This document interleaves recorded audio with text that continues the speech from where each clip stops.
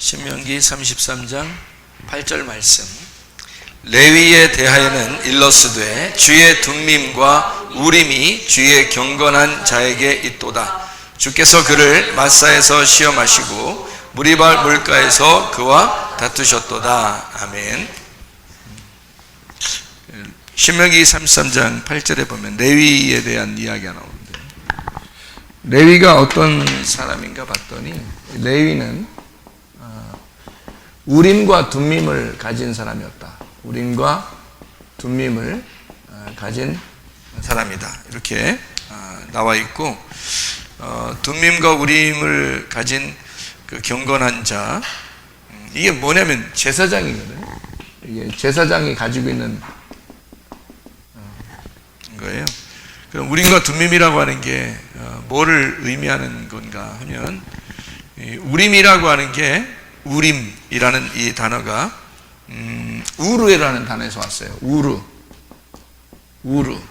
우르라는 말은 불빛이라는 단어거든요. 불빛이라는 단어예요. 이게 오르에서 온 거예요. 오르라는 말은 여러분이 좀 들어봤죠? 빛난다라는 말입니다. 빛난다, 이렇게 오르라는 말에서 나온 단어거든요. 불 붙인다, 뭐 빛난다, 그런 말이에요. 그러니까 불 붙인다는 말도 있고요. 불 붙인다. 그러니까 불 붙는다는 말도 성경에서는 그냥 뭐 이렇게 막 불 이런 의미가 아니고, 하나님이 이스라엘 백성들하고 이렇게 만나려고 할 때, 또 모세하고 이렇게 만나려고 할 때 그 불 같이 이렇게 떨기나무 가운데 이렇게 불을 이렇게 붙이잖아요. 불 붙이는 거, 이런 거를 이제 오르라고 이렇게 이야기를 해요. 불 붙이는 거를. 그러니까 불 붙는다. 성령의 그 역사를 사도행전 2장에 보면 성령의 역사가 어떻게 해요? 성령 역사가 불의 혀같이 갈라지면서 나타나죠. 그게 이제 이런 의미로 보이는 거거든요. 그래서 불이라고 이렇게 얘기하는 거고, 그러니까 불이다 혹은 빛이다 이렇게 할 때, 말씀이 빛이다 이럴 때도 불덩어리예요. 그게 이제 빛이라는 거죠. 그러면 빛이라고 하는 거는 뭐를 할 때 불덩어리가 나오고 뭐 할 때 빛이 나와요? 불은 뭐 할 때 쓰는 거지? 불은 뭐 해요?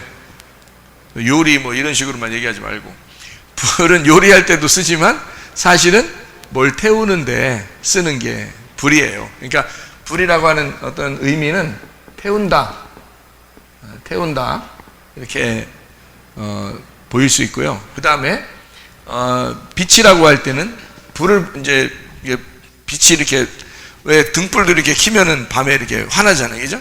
비친다, 빛이라는 것이 될 수 있어요. 그러니까 태운다는 말도 되고 비친다는 말도 되죠. 그러니까 태운다는 말은 태우면은 어떻게 돼요? 태우면 다 재가 되고 이렇게, 그러면 지저분한 것도 막 태워버리면 어떻게 깨끗해지죠, 그죠? 그래서 이거는 소각한다는 말이죠. 소각한다, 태운다, 소각한다. 이거를 다른 말로 말하면은 심판이라고 볼 수 있어요. 그래서 불이 임할 때는 심판이 같이 와요. 그러니까 회개하는 것도, 회개하는 거는 막 회개할 때 여러분 막 기쁘게 막 이렇게 회개하는 사람 봤어요? 그런 게 안 하죠. 회개할 때는 막 운다고요. 왜 울어요? 가슴이 너무 아프기 때문에 그렇죠, 그죠? 그러니까 이게 태우기 때문에, 이게 심판이기 때문에 그래요. 그 불을 받았다, 이게 회개가 된다는 말은 이게 불을 받았다, 그런 의미예요. 그래서 소각하고 심판한다, 그런 의미가 되죠. 그럼 빛이라고 하는 것은 어디에 빛을 비추죠? 빛이라고 하는 거는 어디에 빛을 비춰요? 어둠에 빛을 비춰요. 어둠에 빛을 비춰요. 그러니까 만약에 빛이 계속 있다면, 빛이 이렇게 있으면 뭐 등불 하나 들고 있거나 촛불을 켜거나 의미가 없죠. 자동차도 밤에 불을 켜지, 불 켜고 다니지, 낮에 불 켜면 보여요? 의미 없어요. 그냥 다른 거를 내가 보려고 자동차에 불 켜는 거 아니잖아요. 그러니까 뭐 나 자동차 간다 이렇게 해서 불을 켜놓는 경우는 있지만 다른 거를 보려고 이렇게 자동차 불 켜고 그런 건 아니란 말이에요. 그러니까 밤에는 대신에 불을 꼭 켜야 되죠. 왜냐하면 밤에 어두우니까 빛을 비춘단 말이에요. 그러니까 어둠에 필요한 것이 빛이라는 얘기고, 그다음에 뭔가 이렇게 더럽고 뭘 태워야 된다 할 때 그때는 이제 불이 필요한 거죠. 그래서 불이나 빛이라고 하는 것이 같이 쓰여 있는 말이 우림입니다. 그러니까 이거는 남성 복수예요. 그러니까 이렇게도 쓰이고 저렇게도 쓰이는 것인데 그게 이게 어떤 그 불 태우는 거, 그다음에 빛을 비추는 건데 이게 복수를 의미해요. 같이 여러 개를 이렇게 같이 남성 복수를 말하는데 이렇게 한 가지가 아니고 여러 가지로 이렇게 설명을 해놓는, 그러니까 불과 빛으로 설명하는 것이 우림이라는 단어예요. 툼림이라는 단어가 있는데 이 툼림이라는 단어가요, 이게 투밈이라는 단어예요. 투밈이라는 이 단어는 어떤 완전이라는 단어거든요. 완전 좋아. 완전이에요. 이게 투밈. 이게 톰에서 나온 단어인데 톰이라는 건데요. 이게 완전함이라는 말입니다. 그러니까 하나님 앞에 제사를 드릴 때 뭔가 부족한 게 있으면 하나님이 받지 않죠. 그러니까 완전한 것을 하나님 앞에 드려야 되겠죠. 그래서 톰이라는 말로 쓰는데 이게 타맘에서 나온 단어인데요. 이 타맘이라는 단어는 이게 완성하다라는 단어예요. 완성하다. 그러니까 예를 들어서 뭐 예수님이 십자가 못 박혀 돌아가시면 다 이루죠. 다 이루는 걸 타맘이라고도 할 수 있는 거예요. 그러니까 다 이루었다, 다 완성했다, 다 완전하게 되었다, 이제 그런 의미거든요. 그러면 우림과 둠밈이라는 것이 같이 있으면 말이에요, 요게 함께 둠밈과 우림이라고 그러죠. 둠밈과 우림. 그러면 이 둠밈과 우림을 같이 놓으면 어떻게 될까요? 어떻게 돼요? 이게 말을 이렇게 만들어 버리면 완전한 빛이 되는 거죠. 완전한 빛이 되는 거예요. 그러니까 뭔가 이렇게 판결하게 될 때, 하나님이 뭔가 이렇게 판결하게 될 때는요, 뭔가 어둠이 있고 빛이 있는 것을 구분해야 되니까 완전하게 구분을 해야 되겠죠. 그죠? 그러니까 이거를 어설프게 구분하면 안 되겠죠. 히브리서 4장 12절에 하나님께서 이 말씀을 우리에게 주시는데 그 말씀은 살아있고 운동력이 있어 좌우의 날선 어떤 검보다도 예리해서 혼과 영과 이 관절과 골수를 막 찔러 쪼갠대요. 그러니까 얼마나 세밀하게 쪼개는 거예요. 혼하고 영을 딱 나누고 관절하고 골수를 딱 나눈대요. 그게 이 하나님 말씀이라는 예리한 말씀인데, 그러다 보니까 이게 해야 되겠죠. 이게 정확해야 되니까 완전한 빛이 돼야 된다는 거죠. 그러니까 완전한 빛이 우리에게 임해서 완전히 판결하게 될 때 정확하게 판결하는 사람, 그 사람을 제사장, 레위라 그래요. 이 레위라는 사람은, 그러니까 레위가 뭐냐면요, 이 연합이라는 단어예요.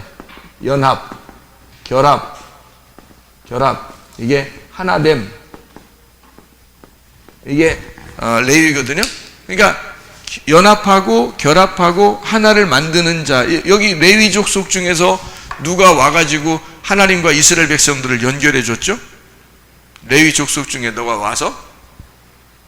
모세지, 그죠? 모세가 와가지고 하늘에서 이제 내려온 것처럼 이제 그 광야에서 와가지고 이스라엘 백성, 애굽에 있는 이스라엘 백성들을 하나님하고 연결시키는 사람이 모세였단 말이에요. 그러니까 그 모세가 어느 지파 사람이라고? 레위 지파 사람이라고. 모세가. 그러니까 하나님하고 사람을 연결시켜주는 그런 사람이었단 말이에요. 그게 이제 레위라는, 그러니까 레위는 우림과 둠밈을 같이 가지고 있는 사람이다. 여기에 제사장이고, 둠밈과 우림이라고 하는 건 뭐냐? 완전한 빛이다. 완성된 불빛이다. 이렇게 볼 수가 있는 거죠. 이게 두 개가 그러니까 나누어져 있는 거예요? 하나로 되어 있는 거예요? 하나로 되어 있는 거예요. 그러니까 이게 나누어져 있다고 보는 거는 이상한 거죠. 왜냐하면 왜 나누어져 있다 보면 완전하고 완전함, 빛은 빛 이렇게 하면 나눠져 있으면 안 되죠. 원래 이게 하나가 돼야 되죠. 그래서 완전한 빛이 돼야 되니까 그 완전한 빛이라고 하는 거는 그러면 요거를 완전한 빛이다 그러면 자 완전한 빛이다 그러면 이걸 뭐라고 볼 수 있나요? 완전한 빛이니까 뭐라고 볼 수 있나요? 뭐 여러분이 말하는 게 다 답인데 뭐라고 볼 수 있냐면 이걸 진리라고 볼 수가 있죠. 그러니까 레위 족속은 제사장으로서 뭘 가지고 있어야 된다? 진리를 가지고 있어야 된다는 거죠. 그러니까 진리를 가지신 분이 누구예요? 예수님이죠. 그래서 이것은 예수님을 말하는 것이다. 자, 이해가 되겠죠? 무슨 말인가? 예, 그러니까 예수님은 둠밈과 우림을 가진 자로서 그가 진리의 예수님, 진리의 영을 가지신 분이다. 그래서 완전한 빛으로 이 땅에 오셨기 때문에 어둠 가운데 빛을 비추셨다. 근데 불완전한 빛이 아니라 완전한 빛을 가지고 오셨다. 그 완전한 빛을 가지고 오셨으니까 어둠하고 어떻게 되겠어요? 둘이 싸우게 되겠죠. 그러니까 어둠이 있는 곳에는 예수님이 가면 싸우게 되는 거예요. 그렇죠? 예, 그리고 그들을 어떻게 해야 돼? 완전한 불덩어리가 그들을 소각시켜야 되겠죠. 소각시켜야 되니까 어떻게 해? 그거를 태워버려야죠. 그럼 태우면 어떻게 되지? 죽는 거죠. 그러니까 예수님은 와가지고 뭐 살리러 오신 거예요? 죽이러 오신 거예요? 죽이러 오셨다는 말이 맞는 거죠. 그렇죠. 그러니까 완전한 불덩어리니까 그 주님을 만나게 되면 여러분 자신들의 뜻이 죽어야 되는 거고 예수님을 만나게 되면 여러분의 생각이 죽어야 되는 거고 그렇죠. 그러니까 여러분의 그 육체는 죽고 예수님을 만나게 되면 예수님의 뜻이 여러분 안에서 세워져야 된다. 예. 그러니까 둠밈과 우림을 가지신 분이 여러분 안에 들어오시면 여러분을 다 속속들이 육과 영을 나누게 될 것이고 속에 있는 어둠과 빛을 나누게 될 것이다. 그것이 우리 주님이 하시는 일이다. 이제 이런 이야기가 되겠죠. 그래서 이게 그 완전한 빛 이렇게 할 때 그 완전한 빛이라고 하는 것은 어떤 의미를 얘기하냐면 빛이 완성됐다는 의미를 가지고 있겠죠. 그러니까 완성된 빛의 완성이라고 볼 수 있죠. 빛의 완성. 이게요. 이게 진리의 성령입니다. 진리의 성령. 이게 빛의 완성이에요. 이게 우림과 둠밈에 대한 우리에게 소개해주는 그런 내용인데요. 이 빛들이 그러니까 빛들이 다 이루어졌다. 그러면 이제 이거를 뭐라고 그러냐면 창조의 완성이라고 그러죠. 창조의 완성. 그러니까 영원히 아침이 되었다 그 말이에요. 그러니까 7일날 안식이 끝나잖아요. 창조가 6일날까지 하고 그 다음에 7일날 안식이 되거든. 그러면 창조가 이제 끝나는 거야. 그래서 안식하게 됐다는 말은 영원히 어떻게 됐단 말이에요? 아침이 되었다 그 말이에요. 그러니까 영원한 빛이 되었다 그 말이죠. 그러니까 이게 아침이에요. 아침만 계속 있다. 원래 6째 날까지는 저녁이 되면 아침이 돼서 첫째 날, 저녁이 되면 아침이 돼서 둘째 날 이렇게 되잖아요. 그런데 이것이 이제 안식일 날 되면은 저녁이 되면 아침이 되는 게 없어요. 그냥 아침으로 하루가 그냥 되는 거예요. 영원히 안식인 거지. 그게 아침인 거죠. 이렇게. 이거를 부활의 아침이다 이렇게 볼 수 있는 거죠. 그죠? 부활의 아침이다. 그래서 계속 아침이 계속된다. 이거를 안식이라고 이야기할 수가 있는 거죠. 빛이 이루어지고 완성됐다는 말은 빛이 충만하다는 말이죠. 빛이 충만하다 이렇게 볼 수 있죠. 그러니까 이 빛의 완성이라고 하는 이 빛이 충만하다 그러니까 빛이 어떻게 해요? 내 속에서 점점 더 많아졌다 이 말이죠. 그러니까 번성한다. 빛의 번성이다. 빛이 번성한다. 이렇게도 볼 수가 있겠죠. 그러니까 이게 요 말을 완전한 빛이라는 어떤 진리를 요 성령이 어떻게 돼? 내 속에서 점점 이렇게 풍성하게 되면 이걸 뭐라고 그래요? 성령 충만이라고 그럴 수 있죠. 성령 충만. 예. 자, 제가 이렇게 하나씩 쓰니까 어때요? 좀 쉽죠? 둠밈과 우림이 둠밈과 우림을 그냥 단순히 쓴 게 아니구나. 이게 레위 족속들에게 준 둠밈과 우림은 바로 레위 자손으로 오시는 그 예수님. 다시 말하면 원래 유다 자손으로 오시죠. 예수님이 유다 자손으로 오신 예수님인데 모세가 레위 자손으로 왔어요. 그러니까 다시 말하면 예수님은 유다 자손으로도 오고 레위 자손으로도 오는 거예요. 예수님이요. 그래서 마리아가 어느 족속 사람이겠어요? 레위 족속 사람이에요. 마리아가. 요셉은요? 예수님의 아버지 요셉은 유다 족속이에요. 그러니까 원래 요셉은 다윗 자손이고요. 그리고 이 마리아는 레위 족속이에요. 어떻게 알 수 있어요? 어떻게 알 수 있지? 왜 마리아가 레위 족속이지? 마리아의 친척이 누구예요? 마리아의 친척이 엘리사벳이 있었죠. 엘리사벳이 누구 엄마지? 침례 요한의 엄마예요. 침례 요한의 엄마가 6개월 먼저 임신하게 됐죠. 침례 요한을. 그죠? 그 사람이 누구 부인이죠? 예. 그러니까 엘리사벳의 남편이 어느 족속이야? 제사장이에요. 레위 족속이에요. 그리고 그 아내도 레위 족속이에요. 그래서 둘 다 레위 족속인데 그들이 침례 요한을 낳은 거예요. 그러니까 이 침례 요한은 반드시 뭐가 되는 거야? 제사장이 되는 거예요. 그래서 제사장이면서 선지자가 되는 거죠. 무슨 말인지 알겠죠? 그러니까 예수님이 나오기 전에 왕이면서 제사장이면서 선지자가 있는데 그가 누구냐면 침례 요한인 거예요. 그래서 모든 사람은 침례 요한한테 갔단 말이에요. 그런데 이 침례 요한이 어떻게 돼? 예수님이 딱 나오시면 자기는 어떻게 돼? 죽어야 되겠죠. 그래서 목이 잘려서 침례 요한은 죽고 이게 예수님이 되는 거예요. 왕이면서 제사장이면서 선지자의 일을 예수님이 다 이어받는 거예요.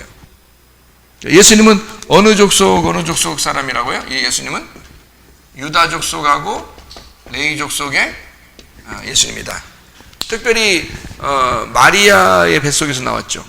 아빠하고는 상관없죠. 그러니까 레위 족속에 가까운 거죠. 그러니까 레위 족속이 우림과 둠밈을 가진 제사장으로 영원히 완전한 빛을 가진 진리의 제사장으로 우리에게 오신다. 그런 말입니다. 이게 이제 누구를 말하는 거라고? 예수님을 말하는 거라고. 그러면 그 우림과 둠밈을 완전한 빛이라고 하니까 이것이 뭐라고? 진리라고요. 이 진리라고 하는 것이 빛의 완성이고 빛의 충만함, 번성함이니까 이걸 성령의 충만함이라고 그런다. 그러면 요 자체를 완전한 빛이라고 하는 이 빛이라고 하는 요걸 있잖아요. 빛이라고 하는 요거를 뭐라고 표현할 수 있는 건가요? 그럼 여기서는 뭐라고 표현할 수 있나요? 여기서 지금 뭐라고 했어요? 완전한 빛, 빛의 충만함, 요걸 성령 충만이라 했으니까 뭐라고 했어요? 빛을 뭐라고 표현해도 되는 거예요? 빛을 뭐라고 해도 돼? 성령이라고 해도 되겠죠? 네. 어려워? 어렵지 않죠? 어려운 표정들을 지면 안 돼. 어려운 표정들을 지면 목사님이 내가 말하는 게 좀 어렵나? 이런 생각이 들 거 아니에요. 여러분이 좀 쉬운 표정을 줘야 그래도 목사님이 쉽게 하는구나. 쉽게 얘기하는 건데 목사님이 일부러 어렵게 얘기하는 것처럼 그렇게 표정들을 지면 어떻게 해? 목사님이 쉽게 얘기하는 건데, 그죠? 그러니까 빛은 뭐예요? 성령과 같은 거죠. 그러면 요한복음 1장에 예수님이 자기는 말씀이다 그래요. 말씀인데 뭘로 임하셨다? 빛으로 임하셨다. 그 빛은 사람들에게 생명을 가져오는 것이다. 그러니까 이 빛은 곧 생명이고 이 빛은 말씀이고 이 빛은 생명이고 성령이고 빛이고 이 빛은 생명을 가지고 말씀을 가지고 그리고 말씀이 생명이신데 빛으로 임하셨다. 그러죠. 그러니까 이게 지금 같은 얘기 아니에요. 그죠? 빛인데 생명을 가졌는데 그게 말씀이야. 그게 성령님이라고. 그러니까 여기 이 말씀인 성령이 빛인데 그러면 그 빛을 받으면 어떻게 돼요? 어둠은 빛을 영접하면 하나님의 자녀가 되겠죠. 그러면 성령을 가진 자만 하나님의 자녀죠. 그러면 생명이 있는 자만 하나님의 자녀란 얘기고, 그럼 아직 사망이 있는 사람은 하나님의 자녀가 아니란 얘기고, 말씀이 있는 자가 하나님의 자녀란 얘기죠. 그죠? 그러니까 이것을 영접하면 하나님의 자녀가 된다는 얘기예요. 그렇죠? 말씀을 가진 자 하나님의 자녀가 된다. 이렇게 볼 수가 있는 거죠. 그러면 하나님의 자녀를 가진 이 빛이죠. 이게 빛이 우리에게 불로 표현하기도 하고 빛으로 표현하기도 한다. 이렇게 이야기를 하는 것입니다. 이것이 완전한 불덩어리, 완전한 빛으로 우리에게 임하시는 주님이시다라는 얘기죠. 그러니까 예수님을 영접한다. 이게 성령님을 영접한다는 말이 똑같아요. 지금은, 그죠? 그러니까 말씀을 영접한다는 말하고도 같은 말이에요. 그것이 생명이 우리 안에 들어온다는 말하고 같은 말이에요. 하나님의 자녀가 되었다라는 말도 같은 말이다.